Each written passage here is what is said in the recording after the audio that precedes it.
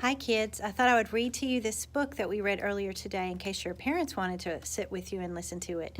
This is called Earthquakes by Franklyn, Branley, and illustrated by Lloyd. This is the title page.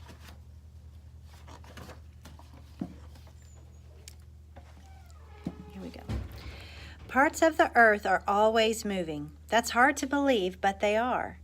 The movements are so small and so slow, we usually cannot feel them. Whole mountains move. Big sections of a continent. Oh, kids, do you remember what we called this? Those are shouting words. Those are words that are trying to get our attention because they're really important to the book. And this word that's shouting, it's really called bold, is continent. Big sections of a continent like North America can move. Even whole continents move.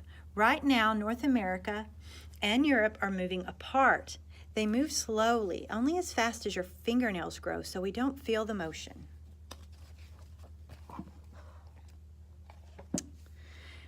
Now, on this page, there are 4 words that are shouting at us. So when I read the page, I'm going to ask you if you recognized and found those words.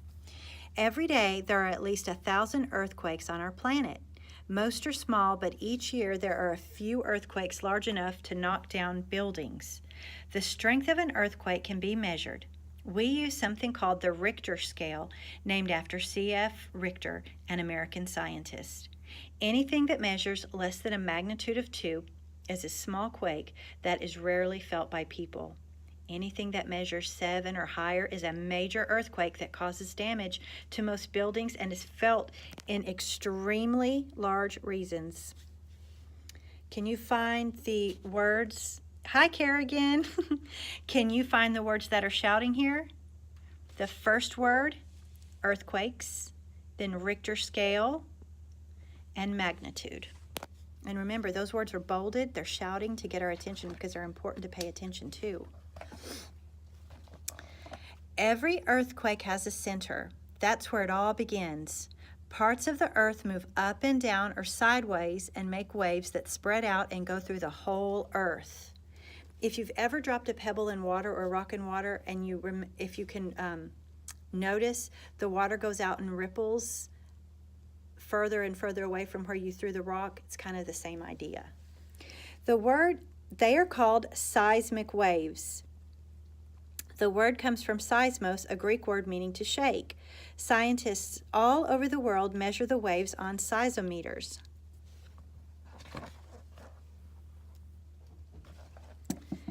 Here is an experiment to help you understand how waves work. Hold a yardstick near your ear. Have someone tap lightly on the other end. You can hear the sound clearly because a wave went through the yardstick. Waves travel through rock the way sound travels through wood. There are also up and down and side to side waves, like the waves in a rope when you flip it up and down or sideways. This kind of wave also goes through the earth. Up and down, up and down.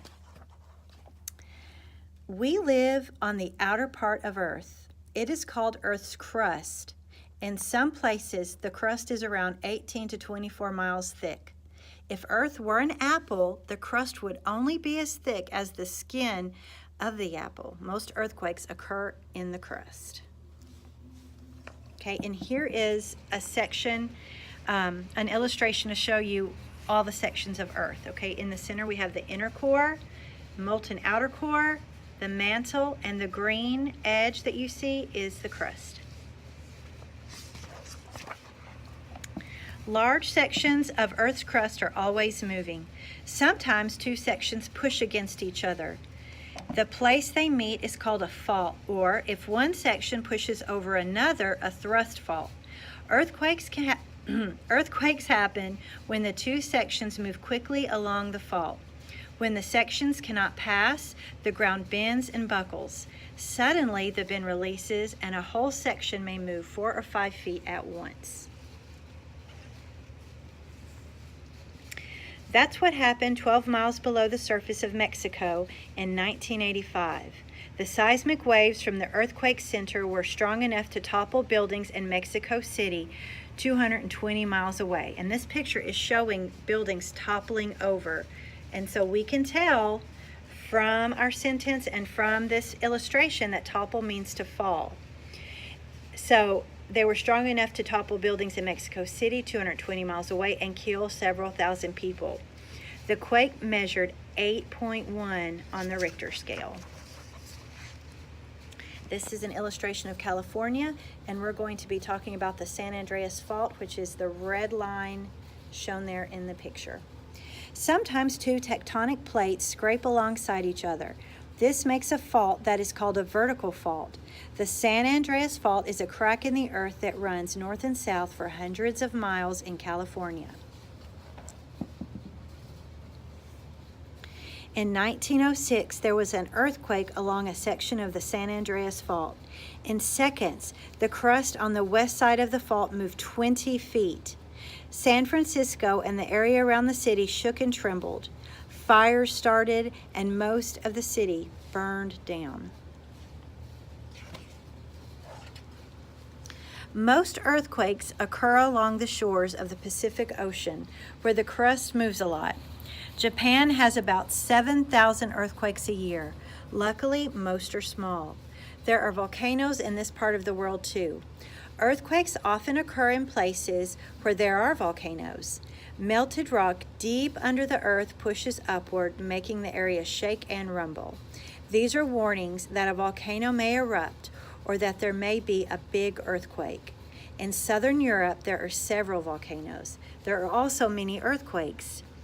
In Pozzuoli, Italy, a small town not far from Mount Vesuvius, there were 4,000 quakes in 1 year. Mount Vesuvius is a volcano that has erupted from time to time for several thousand years. Okay, this is the different parts of an earthquake. We have the magma chamber, and then here we have the central vent, and that just means the main vent. So there are other ones that go off, but the main vent is called the central vent. And then here is the summit crater. That is a cross-section of a volcano. A cross-section just means that if you cut it across, you'd be able to see what the inside looks like. Okay, in 2004, there was a big undersea earthquake in the Indian Ocean that triggered a series of huge waves that hit the shores of countries bordering the ocean. These waves were powerful walls of water called tsunamis, a Japanese word.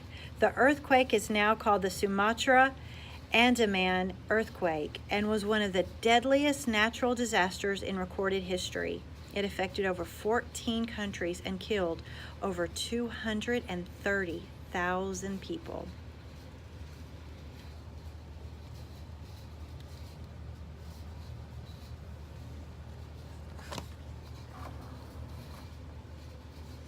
In a small quake, dishes rattle, ceiling lights swing. The ground jiggles a bit as if a big truck were going by. It's all over in a few seconds. During a big earthquake, many buildings fall down. There are also fires. Pipes that carry gas to homes are broken. A spark may set the gas afire. Sometimes firefighters can't fight the flames because water pipes have been broken.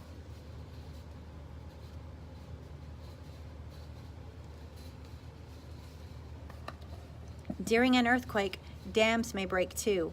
Rivers may be blocked by landslides, so there is often flooding in the area of an earthquake. This is showing flooding, that's water.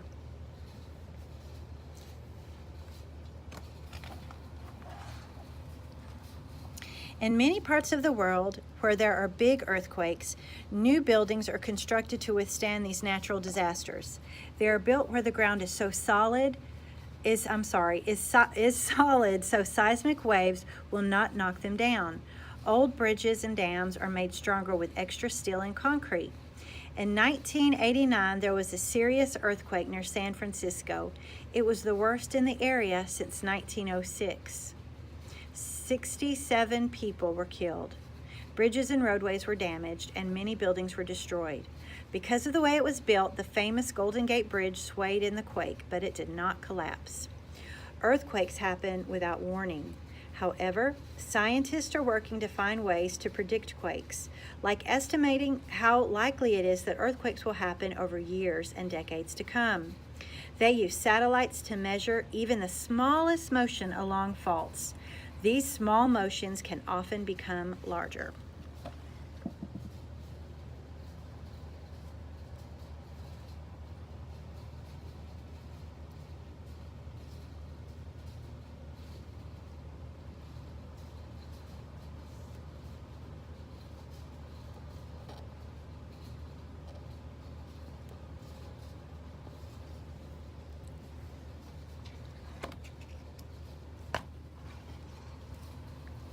People who live in places where there have been earthquakes should always keep a supply of plastic bottles of drinking water. They should also have a supply of canned food, a flashlight, a fire extinguisher, and a battery-powered radio. But honestly, kids, we all need to keep emergency supplies. We never know what might happen, so it's important that we always have fresh water, plenty of fresh water, plenty of canned food. All these things listed here would be great to have in an emergency for anybody. The crust of our planet is always moving, so we will continue to have earthquakes. Most of them, fortunately, will be small ones. We hope there is never a big earthquake near you, but if there is, you know there are things you can do to protect yourself and other people. And I thought I skipped a page, but I didn't. Okay, that's the end of the book, kids.